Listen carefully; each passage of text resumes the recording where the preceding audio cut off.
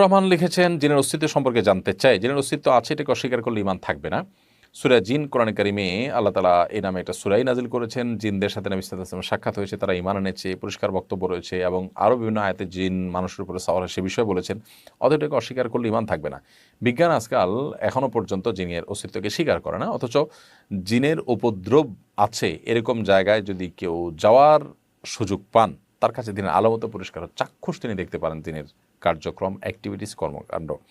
বিধায় এটা কোরআনের একটা অলৌকিকত্ব, যে কোরআন যেটিকে সত্য বলেছে বিজ্ঞান এখন সেটাকে আবিষ্কার করতে পারেনি, সেটা আমরা আমাদের দৈনন্দিন জীবনে প্রায় সেটার প্রত্যক্ষ দর্শী হতে পারি, সেটার উপস্থিতি আমরা টের পাই।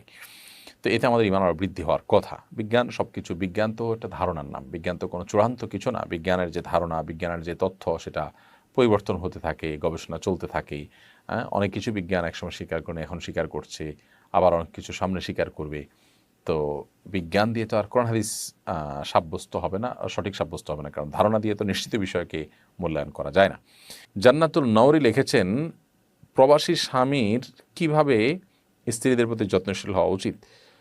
স্বামী হোক আর স্ত্রী হোক, দূর দেশে থাকলে একে অন্যের প্রতি আসলে যত্নশীল হতে পারে না, এই জন্য খুব বেশি সময় এরকম থাকা উচিত না। তারপরে যেটি হতে পারে যে দূর থেকে ফোনে কথা বলা, খোঁজখবর নেওয়া, সদাচরণ করা, অসুস্থ হলে মানুষকে দিয়ে শুশ্রূষা করানো, পুরুষ হলে অন্য পুরুষকে দিয়ে, নারী হলে অন্য নারীকে দিয়ে ডাক্তার দেখানো, উদ্যোগ নেওয়া, আন্তরিক হওয়া, সদাচরণ করা এবং যত দ্রুত সম্ভব একে অন্যের কাছাকাছি চলে আসা।